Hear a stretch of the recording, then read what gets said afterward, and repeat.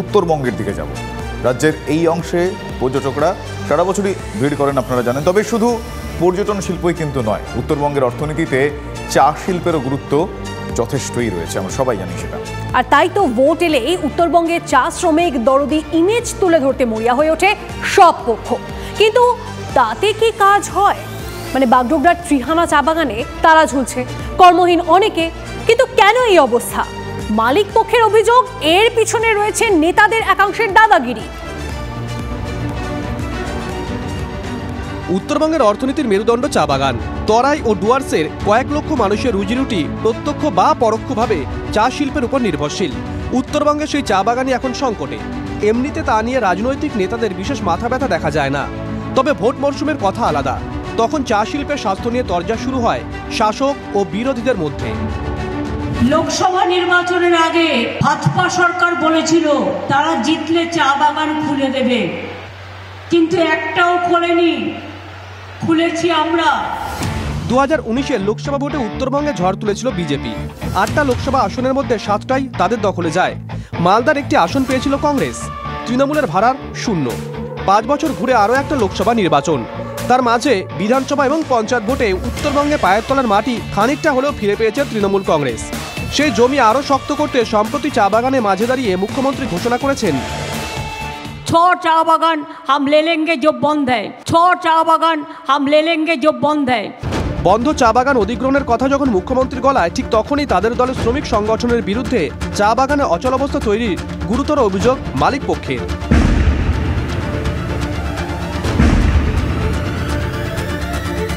বাগডোগরা ত্রিহানা চা বাগান। কারখানার গেটে তালা ঝুলছে, কর্মহীন 1000-এর বেশি শ্রমিক। কিন্তু মাসখানেক আগেও ছবিটা মোটেও এমন ছিল না। কর্তৃপক্ষের দাবি, চা বাগান সংলগ্ন বালাসন নদী থেকে পাথর বালি পাচার হয়। বাগানের জমি ব্যবহার করেই পাথর বালি পাচারের অভিযোগ ওঠে। পাচারের বিরুদ্ধে প্রতিবাদ করেন ত্রিহানা চা বাগান কর্তৃপক্ষ। চা বাগান কর্তৃপক্ষের দাবি, স্থানীয় প্রশাসনকে অভিযোগ জানানোয় তৃণমূলের শ্রমিক সংগঠনের নেতাদের রোষের মুখে পড়তে হয়। মালপত্রগুলো ওখানে রাখতো, ওই বোল্ডার টোল্ডারগুলো, তো সেগুলোকে অপোজ করে যখন ডিএমের কাছে কমপ্লেন দিয়ে এগুলো বন্ধ করে দেওয়া হয়েছে, তখনই আক্রোশটা বেড়ে গেছে জিনিসটার। এরপরেই বাগানে অশান্তি শুরু। গত অক্টোবরে বোনাস নিয়ে জটিলতা তৈরি হয়। ত্রিপাক্ষিক বৈঠকে 19-এর বদলে 18% বোনাসের সিদ্ধান্ত হয়। অভিযোগ, তৃণমূল শ্রমিক সংগঠনের বাধায় বোনাস দেওয়া যায়নি।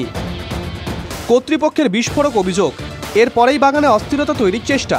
তারপরে তো বাগানের ডিস্টার্বেন্স করা শুরু হলো, লেবারদের প্রবলেম।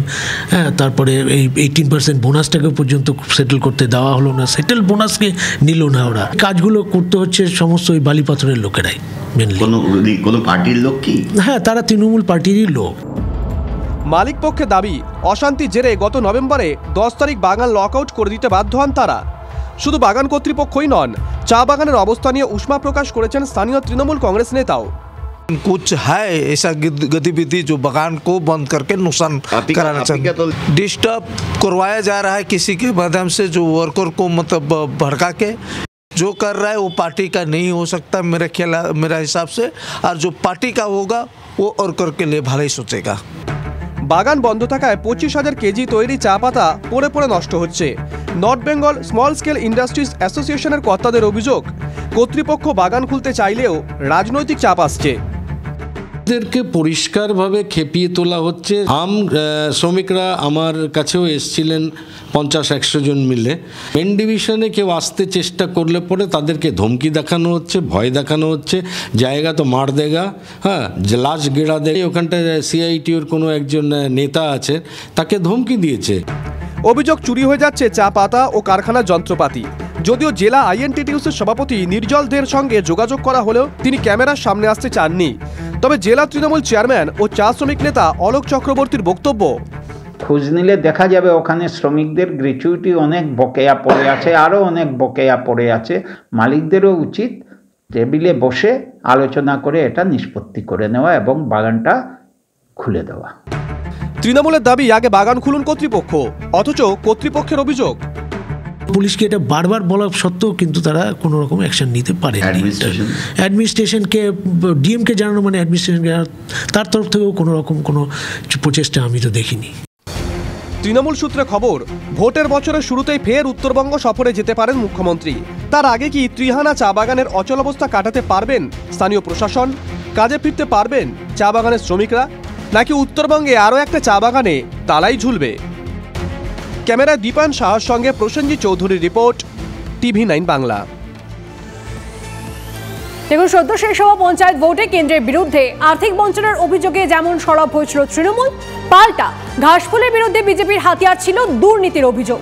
বকেয়া টাকা চেয়ে দিল্লি পর্যন্ত আন্দোলন চালিয়ে গিয়েছে তৃণমূল কংগ্রেস, অথচ তাদের সরকারের বিরুদ্ধেই শিক্ষা খাতে কেন্দ্রীয় টাকা পাওয়ার ক্ষেত্রে উদাসীনতার অভিযোগ। 100 দিন থেকে প্রধানমন্ত্রী আবাস, কেন্দ্রের বিরুদ্ধে একাধিক প্রকল্পের টাকা আটকে রাখার অভিযোগ বারবার করে তৃণমূল সরকার।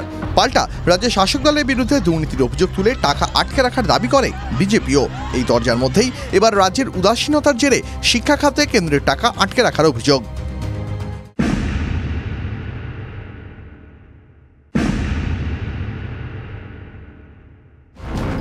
মিড ডে মিল, শিক্ষা কেন্দ্রের পরিকাঠামো উন্নয়ন সহ একাধিক ক্ষেত্রে বাংলায় কেমন কাজ হচ্ছে সেই খতিয়ান নিতেই রাজ্যে এসেছে কেন্দ্রের মানব সম্পদ উন্নয়ন মন্ত্রকের প্রতিনিধি দল। গত কয়েকদিন ধরে বাঁকুড়া ও পুরুলিয়া জেলার একাধিক স্কুল কলেজ পরিদর্শন করছেন তার সদস্যরা। তাদের অভিযোগ, রাজ্য উদ্যোগী না হওয়ায় PM উষা প্রকল্পের টাকা আটকে রয়েছে। প্রধানমন্ত্রী উচ্চতর শিক্ষা অভিযান বা PM উষা, কলেজের শিক্ষার মানোন্নয়ন ও পরিকাঠামো উন্নয়নেই এই প্রকল্প। রাজ্যের কলেজগুলির জন্য 905 কোটি টাকা বরাদ্দ। এর মধ্যে কেন্দ্রে দেওয়ার কথা 547 কোটি টাকা, বাকি টাকা দেবে রাজ্য সরকার। 2 দফায় কেন্দ্র 377 কোটি টাকা রাজ্য শিক্ষা দপ্তরকে দিয়েছে। কেন্দ্রের তৃতীয় কিস্তির 160 কোটি টাকা বাকি রয়েছে। थर्ड फेज में पैसा नहीं दे पाएंगे क्योंकि वेस्ट बंगाल गवर्नमेंट ने रूसा के अंडर कोई MOU सेंट्रल गवर्नमेंट के साथ साइन नहीं किया है अभी तक, जिसका अनुमान लगभग मोर देन 900 करोड़ 1000 करोड़ के करीब हमारा रूसा में हम रिलीज कर सकते हैं। শুধু PM উষাই নয়, কেন্দ্রীয় শিক্ষা প্রতিমন্ত্রীর অভিযোগ, কেন্দ্রের একাধিক প্রকল্পে অনীহা দেখাচ্ছে রাজ্য সরকার। একটা হচ্ছে PM শ্রী স্কুল, সারা দেশে প্রায় 14,500 স্কুল হবে, আমার পশ্চিমবাংলায় প্রায় 1000 স্কুল হবে। তো এই সংখ্যায় স্কুলের জন্য পশ্চিমবঙ্গ সরকার কোনো মৌ স্বাক্ষর করতে যায়নি। তো PM উষাতে অন্যান্য প্রদেশ তারা এসে মৌ স্বাক্ষর করে নিয়ে চলে গেল, অথচ আমার প্রদেশ পশ্চিমবঙ্গ এলো না। কেন এমন পরিস্থিতি ব্যাখ্যা দিতে গিয়ে কেন্দ্রীয় মন্ত্রীর কটাক্ষ, এখানে আটকে আছে মানে শিথিলতা, কোনো মানে কাজ করার আগ্রহ নেই এই ব্যাপারে, যে এটা হয়ে গেলে বোধহয় আবার কেন্দ্রীয় সরকারের নাম বেড়ে যাবে।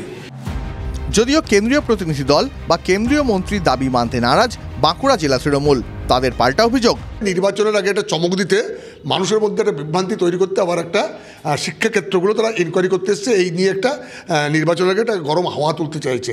রাজ্যের আপনি যে PM উষা প্রকল্পের কথা বললেন, আমি জানি রাজ্যের যে টাকা পাওনা, এটা আজকের পাওনা নয়, 4 বছর ধরে এই টাকা তারা হেল্ড আপ করে রেখেছে। ভোটের আগে এটা ধুয়ো তোলা, রাজনৈতিক অপপ্রচার তৈরি করা, মানুষের মধ্যে একটা বিভ্রান্তি তৈরি করা, এটা তো বিজেপির কাজ। এবারই প্রথম নয়, বারবার প্রকল্প নিয়ে কেন্দ্র রাজ্য তরজা দেখেছে বাংলার মানুষ। শিক্ষার প্রশ্নেও সেই একই ছবি, আক্ষেপ আমজনতার। সাধারণ মানুষ চাইছেন যে PM উষা প্রকল্পের যে কেন্দ্রীয় বরাদ্দ তা যে কারণেই আটকে থাকুক না কেন দ্রুত তা রিলিজ করা হোক, এবং রাজ্যের যে শিক্ষাক্ষেত্রে পরিকাঠামোর গত সমস্যা রয়েছে সেই সমস্যাগুলো দ্রুত নিরসন করা হোক। কিন্তু কবে হবে সেই ব্যবস্থা, সেই দিকেই তাকিয়ে শিক্ষাক্ষেত্রের মানুষজন। বাঁকুড়া থেকে ক্যামেরায় বোধন কর্মকারীর সঙ্গে হীরক মুখার্জি, TV9 বাংলা।